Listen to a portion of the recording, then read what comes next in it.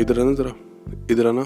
John Cena, CM Punk, Roman Reigns, Drew McIntyre, even Seth Rollins. कमी थी जे उसो।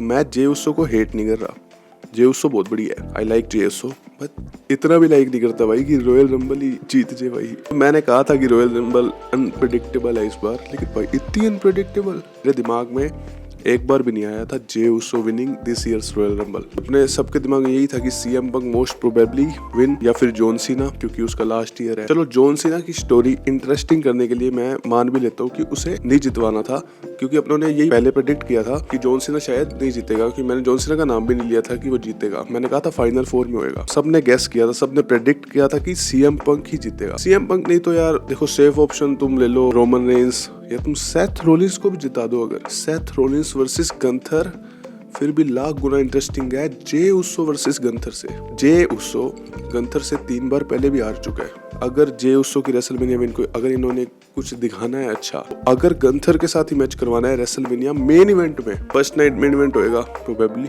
Second night तो नहीं हो सकता, उसमें तो कोडी रोड्स ही होएगा। कॉन्फ्रेंस अभी हुई थी जिसमें जे उसो ने कहा कि हाँ मैं गंथर से फाइट करना चाहूंगा वापस। अगर होएगा तो भाई इनको बहुत तगड़े स्टोरी प्रोग्रेशन की जरूरत है, क्योंकि उनके बीच में कोई इतना स्टोरी प्रोग्रेशन नहीं है। गंथर अपने सारे अपोनेंट्स को थोड़ा नीचे दिखाता है, जे उसो को भी उसने 3 बार दिखा चुका है और वो तीनों बार उसे हरा चुका है। अभी सैटरडे नाइट मेन इवेंट में हरा था। ये कोई कोडी रोड्स नहीं है जो 1 साल पहले हारा, फिर उसकी स्टोरी इतनी प्रोग्रेस हुई भाई 1 साल बाद आके जीता और वो एक मेमोरेबल मोमेंट बन गई। WWE के पास 2 महीने हैं, उन्होंने कुछ सोच समझ के जे उसो को जिताया होगा। पहले तो ये हो गया कि उन्हें स्टोरी प्रोग्रेशन इतना तगड़ा करना पड़ेगा इन 2 महीनों में। अगर गंथर के साथ मैच करवाना है तो स्टोरी प्रोग्रेशन बहुत बढ़िया करना पड़ेगा ट्रिपल एच को, WWE को। मेन इवेंट के हिसाब वाला मैच है नहीं है, गंथर वर्सेस जे उसो नहीं है। देखो स्टोरी प्रोग्रेशन होती है नहीं होती, या फिर एलिमिनेशन चैम्बर में इन्होंने कुछ ट्विस्ट सोच रखा हो। जे उसो एज अ विनर भूल जाओ।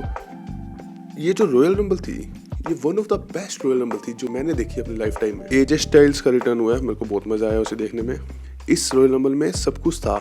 फेस ऑफ फर्स्ट नंबर पे रे, सेकंड पे पेंटा, भाई बहुत बढ़िया। उसके बाद चैट गेबल आता है, भाई चैट गेबल ने भी अपना बढ़िया किया, ठीक है, सुप्लेक्स वगैरह दिए, सबको कर्ट एंगल बन रखा था वो। फिर भाई जेकब फाटू तो भाई सबको एलिमिनेट करता जा रहा था। ब्रॉन ब्रेकर और जेकब फाटू की वजह से ये रॉयल रंबल मतलब बढ़िया प्रोग्रेस हुआ है, क्योंकि जेकब फाटू और ब्रॉन ब्रेकर ये ज्यादातर काम कर रहे थे। ब्रॉन ब्रेकर स्पेयर पे स्पेयर मार रहा था सबको, जेकब फाटू अपना काम कर रहा था, डबल स्मो एंड ड्रॉप्स दे रहा था भाई। रोमनेस की क्या है कि रोमनेस आया तो एक तरह से हाइप और ज्यादा बढ़ गई, एजे स्टाइल से बड़ी थी, लेकिन तुम्हें पता है एजे स्टाइल्स की कोई स्टोरी चलनी थी, वो रिटर्न करा उसने। ड्रू मैकिंटायर, सेथ रोलिंस, फिर तो एंड में आते आते सबसे ज्यादा दुख मेरे को तब हुआ जब 30 एंट्री पड़ी थी और मैं गैस नहीं कर पा रहा था कौन है। मैंने सोचा यार कौन रहेगा, मेरे को लगा कोई रिटर्न भी हो सकता है। फिर भाई जब लोगन पॉल का म्यूजिक हिट किया, अरे यार 30th एंट्री भाई लोगन पॉल की करा दी इन्होंने। बहुत गंदा खेला है फैंस के साथ, बहुत गंदा खेला है। और फिर उसने भाई सीएम पंक को निकाल दिया। रोमन रेंस के जो हमेशा टांग अड़ाता है वो है सेथ रोलिंस। दोनों एक दूसरे के बहुत कट्टर एनिमी है भाई। मैं इसको कंपेयर करूंगा ट्रिपल एच और शॉन माइकल से, जब वो भी बिटर एनिमीज होते थे, बेस्ट फ्रेंड्स होते थे पहले।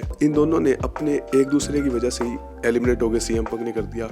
मेरे को लगा बढ़िया है यार सीएम पंक जीतने वाला है। मेरे को लगा उस टाइम कि क्या पता है लोगन पॉल को तो नहीं जिता रहे। इंटरनेट पे इतनी रेज फैल जाई थी जब जॉन सीना ने लोगन पॉल को एलिमिनेट किया, तो भाई मेरी शांति आई। उसके बाद जब जे उसो और जॉन सीना रह गए थे, मेरे को लगा भाई ये तो जॉन सीना ले जाएगा। अलग ही विनर आ गया भाई जे उसो। जस्टिफाई कैसे करेंगे जे उसो की विनिंग को? यार वो ओवर है, हम समझ रहे हैं, ओवर दूसरे सुपरस्टार्स भी हैं। ये उसका चांस था, चल ठीक है, उसे बढ़िया जिता दिया।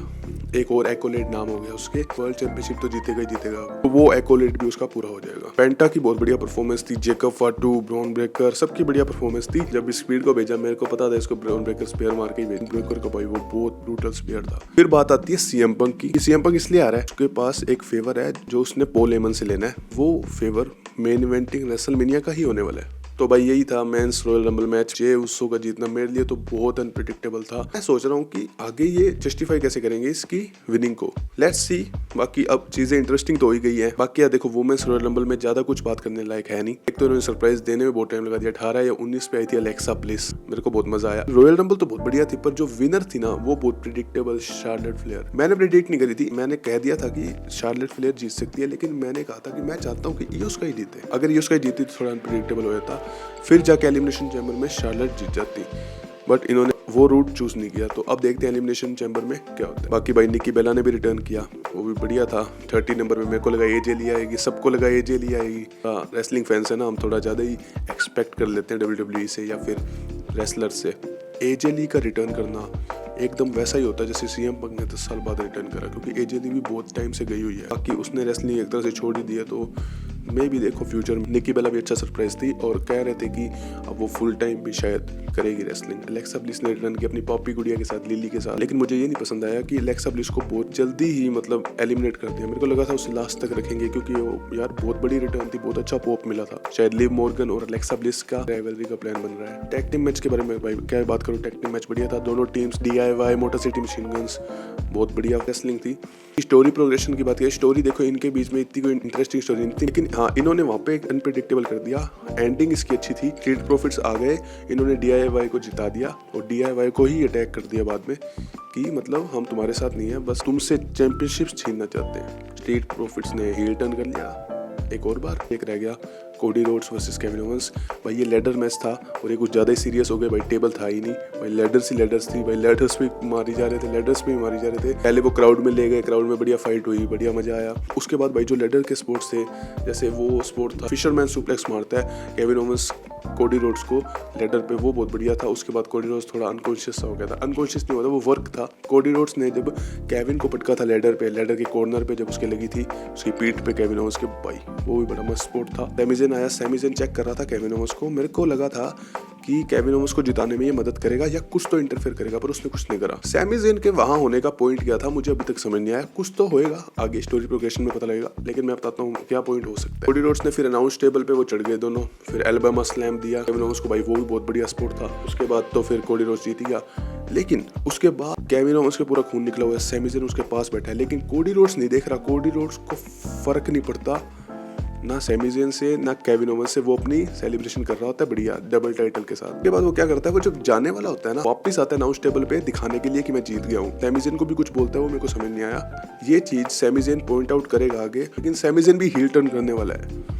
देखो मेरे हिसाब से, देखो ये सारी स्टोरीज है ना, ये कुछ ना कुछ बढ़िया करने वाले हैं। अपनों को अभी लग रहा है कि जे उसो क्यों जीता, कि यार सैमी ज़ेन क्यों आया था केविन ओवेंस वाले मैच में, पर मेरे हिसाब से अपने को थोड़ा वेट करना चाहिए, क्योंकि ट्रिपल एच है, निराश तो नहीं करेगा मेरे हिसाब से। बाकी देखते हैं क्या होता है। दैट्स इट गाइस, यही था मेरा रोयल रंबल पे रिव्यू। अगर आपको मेरी वीडियो पसंद आती है तो प्लीज़ सब्सक्राइब करिए, शेयर करिए। नया चैनल है भाई, शेयर कर दो, लाइक कर दीजिए। मैं मिलता हूँ आपको अगली वीडियो में। I am signing out.